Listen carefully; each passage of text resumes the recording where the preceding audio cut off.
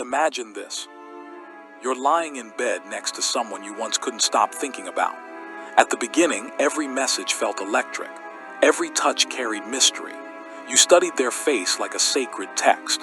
Now you scroll through your phone while they scroll through theirs. You're together, but somewhere along the way, the intensity faded into something quieter, heavier, almost negotiable. And here's the strange part. You have more options than any generation before you. Dating apps offer endless faces. Social media shows you ideal couples and curated happiness. Advice about relationships is everywhere. Podcasts, therapists, influencers, books. We talk about love more openly than ever. So why does it feel so fragile? Why do so many relationships collapse under the weight of expectations? Why do we fall in love faster, but struggle to stay? Why does something that promises meaning, safety, and transcendence so often leave us anxious, confused, and quietly dissatisfied? You were told that love is about finding the right person. But what if the deeper problem isn't who you choose, but what you expect love to give you? Modern love promises everything. It should be passion and peace, security and excitement, freedom and devotion. Your partner should be your best friend, your therapist, your lover, your spiritual companion, your co-founder of a future, your emotional mirror. They should heal your childhood wounds without you having to explain them. They should just understand. And when they do, a subtle thought creeps in. Maybe this isn't the one. You begin to wonder if there's someone more aligned, someone who communicates better, someone who makes you feel that spark again. After all, the world is full of alternatives, one swipe away. But here's the paradox. Never in history have we had more freedom to choose our partners, and never have we felt more uncertain about love. Is it possible that the very freedom we celebrate is slowly undermining intimacy? That the constant awareness of something better makes it impossible to fully commit to what is? Or maybe the problem goes even deeper. Maybe we don't actually want love. Maybe we want validation, relief from loneliness, escape from ourselves. Maybe what we call falling in love is sometimes a desperate attempt to avoid facing the parts of us we'd rather not see. Because when the honeymoon fades, something uncomfortable appears. Not just their flaws, but yours, your insecurities, your jealousy, your fear of abandonment, your hunger for reassurance.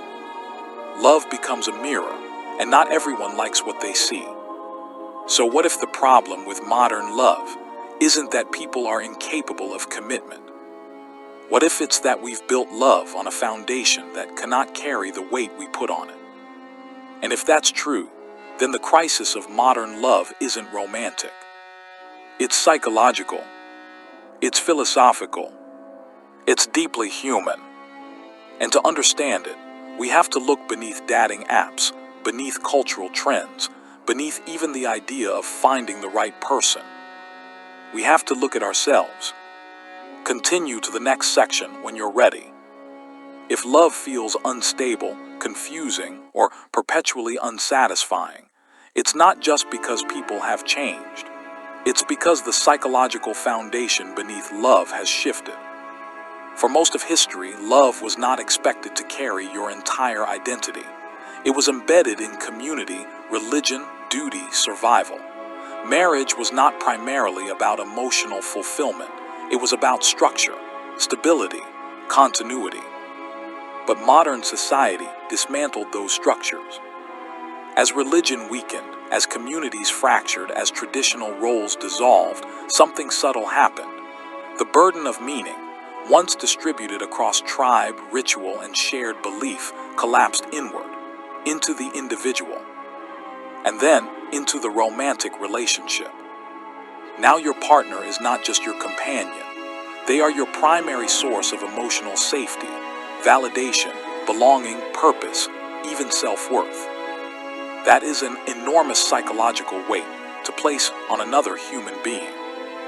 Carl Jung warned that when we fail to confront our unconscious, we project it. We take the parts of ourselves we haven't integrated, our insecurities, our unmet needs, our shadow, and unconsciously assign them to someone else. In love, this projection is intoxicating. You don't fall in love with a person. You fall in love with what they represent. They seem confident where you feel uncertain, grounded where you feel chaotic, warm where you feel cold. They carry the missing pieces of you. Jung called this anima, an animus projection, the illusion that another person completes your inner opposite. But illusions cannot survive reality forever. Eventually, the projection fades. The other person becomes human again, imperfect, inconsistent, limited. And when that happens, it doesn't just feel disappointing. It feels like betrayal. But they didn't betray you. They simply stopped carrying your unconscious expectations. Then there's another force at work. Jean-Paul Sartre argued that human beings are condemned to be free. There is no predetermined script for who you must become. That freedom sounds empowering, but psychologically, it's terrifying. Because if you are free, then you are responsible. Modern love becomes a way to escape that burden. If you can merge identities with someone else, if you can build a shared we, you momentarily quiet the anxiety of defining yourself alone. But here's the tension. You want love to dissolve your loneliness, yet you also want autonomy. You want intimacy, but without losing individuality. You want someone to choose you freely, but also never leave. This paradox creates chronic instability. Arthur Schopenhauer took an even darker view.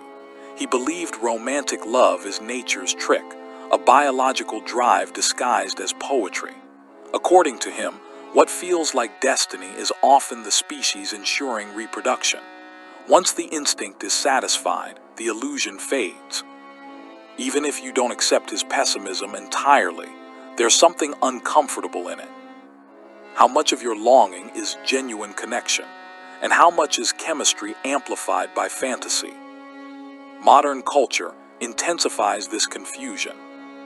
Aldous Huxley foresaw a society anesthetized not by force, but by pleasure.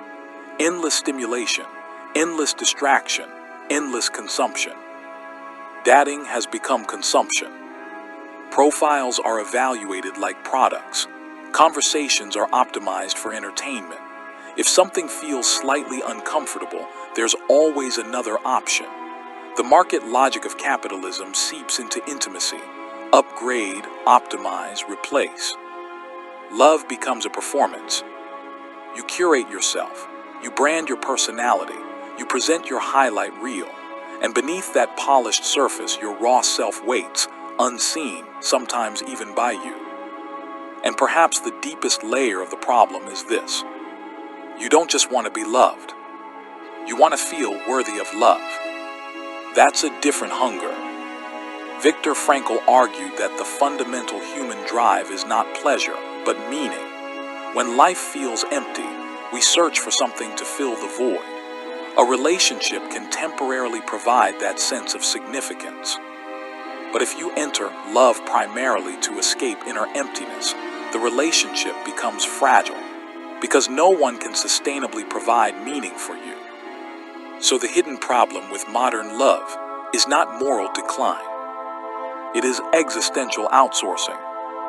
We outsource our identity, our healing, our sense of worth, our purpose, into one person, and then we're surprised when they collapse under the pressure.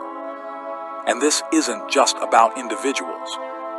This dynamic quietly shapes the entire culture of dating, commitment, marriage, and even divorce. But the deeper consequences of this shift are more far-reaching than most people realize. Because when love becomes a solution to an inner crisis, it inevitably creates new ones.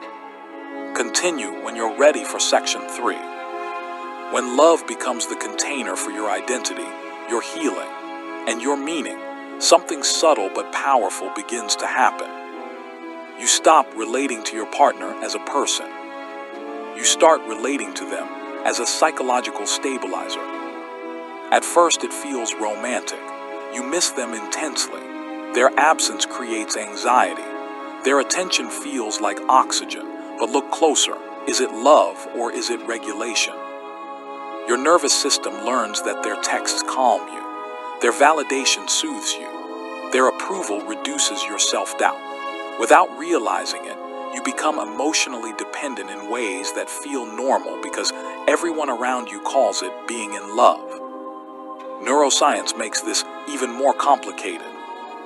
Romantic attraction activates dopamine, the same reward circuitry involved in addiction. Novelty intensifies it. Uncertainty amplifies it. That's why early-stage love feels obsessive. You think about them constantly. You crave the next interaction. But dopamine isn't designed for stability. It thrives on anticipation. So when familiarity replaces mystery, your brain interprets the shift as loss. The intensity drops, the high fades, and instead of recognizing this as a biological transition, from infatuation to attachment, you may interpret it as falling out of love. Then comes the cognitive trap. The grass is greener effect kicks in. You start noticing attractive alternatives. Social media shows couples laughing on beaches. Dating apps quietly whisper, "You could do better." This is a cognitive bias called counterfactual thinking. Your mind imagines alternative realities and compares them to your imperfect present. But here's the catch. You compare your partner's flaws to someone else's fantasy. No one can compete with a hypothetical. And because modern culture trains you to optimize everything, career, body, productivity, you unconsciously apply the same logic to love. Is this the best possible partner? Is this the highest return on emotional investment? Love becomes a cost-benefit analysis. But intimacy cannot survive optimization. There's another unseen consequence. When you expect your partner to meet all your emotional needs, conflict feels catastrophic. A disagreement is no longer just a disagreement. It feels like destabilization. If they misunderstand you, it doesn't just hurt, it threatens your sense of safety. So what do people do? Some avoid conflict entirely. They suppress resentment to maintain harmony. Others escalate small issues into dramatic confrontations because any rupture feels existential. Either way, intimacy erodes. And slowly something else appears, quiet resentment.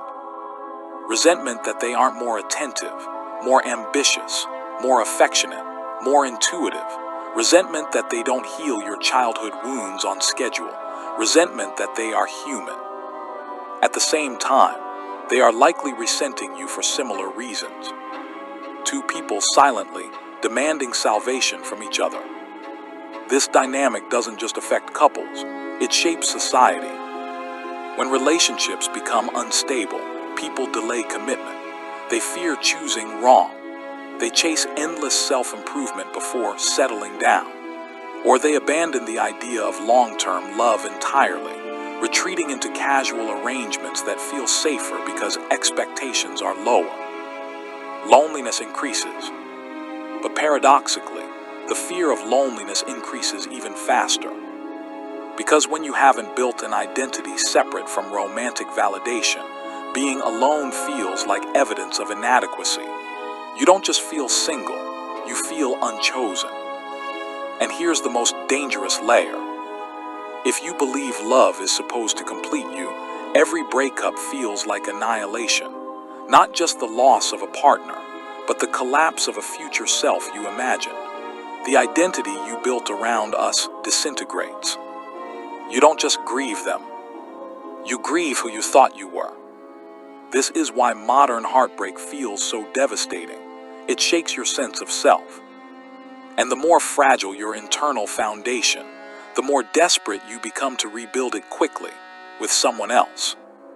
The cycle repeats. Infatuation, projection, fusion, disappointment, resentment, collapse, restart. All while believing the problem was simply choosing the wrong person. But what if the trap isn't who you choose? What if it's the framework you're using to understand love itself? Because there is a way out of this.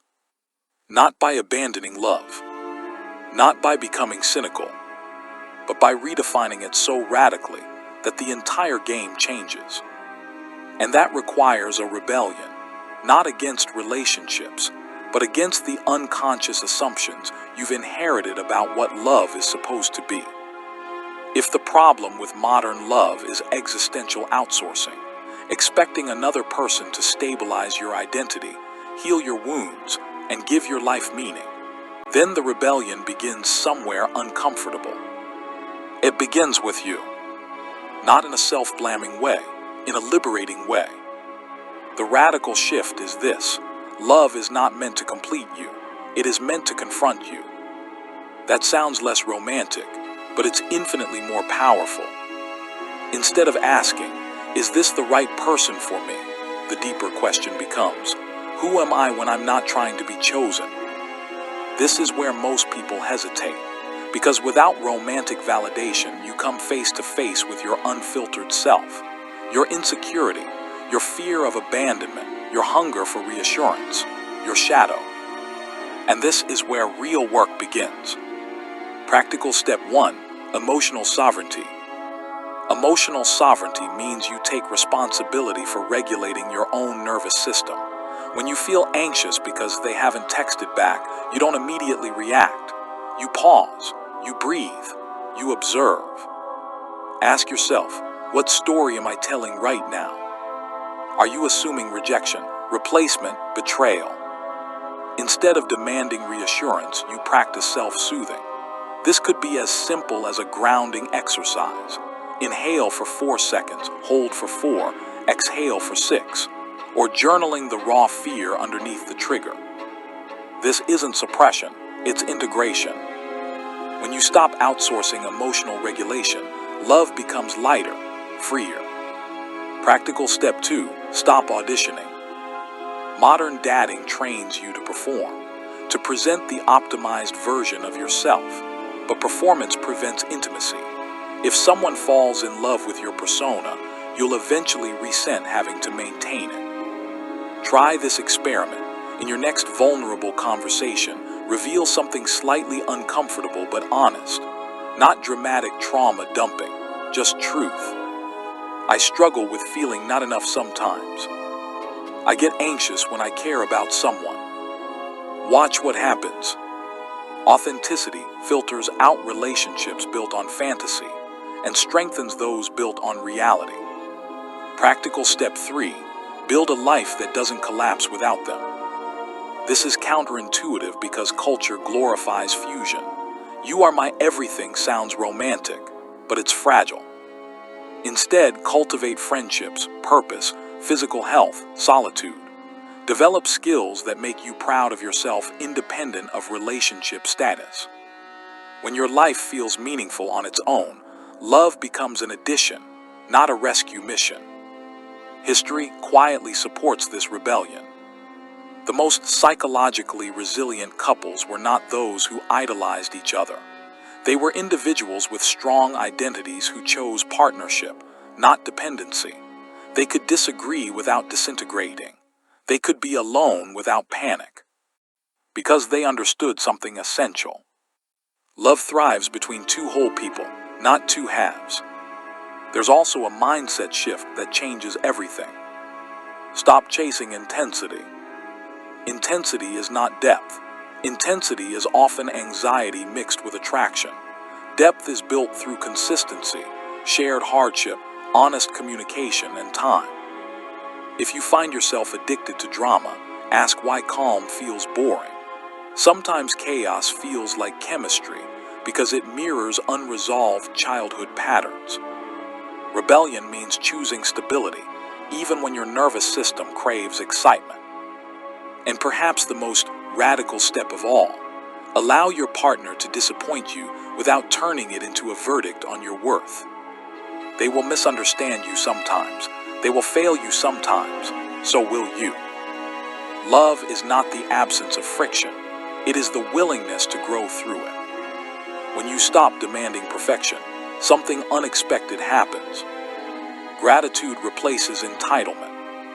Curiosity replaces control. Responsibility replaces blame. You start asking, how can I show up better, instead of why aren't they enough? And here's the paradoxical freedom. When you no longer need love to validate your existence, you become far more capable of loving deeply. Because you are not clinging, you are choosing. And choice, conscious, grounded choice, is far more powerful than desperation. But even this rebellion is not the final layer. There is one more truth beneath all of it. A truth that doesn't just redefine relationships. It redefines how you see yourself. Here is the truth most people sense, but rarely articulate. The problem with modern love is not that we love too much. It's that we don't know who we are without it. Strip away the roles, partner, boyfriend, girlfriend, spouse. Strip away the daily messages, the shared routines, the subtle reassurance of being chosen. Who are you when no one is reflecting you back to yourself? That question feels heavy because it touches something foundational. You were never taught how to sit comfortably inside your own existence. From early on, love was linked to approval. Good behavior earned affection. Achievement earned praise. Attraction earned attention. Somewhere along the way, love became proof. Proof that you are desirable, valuable, enough.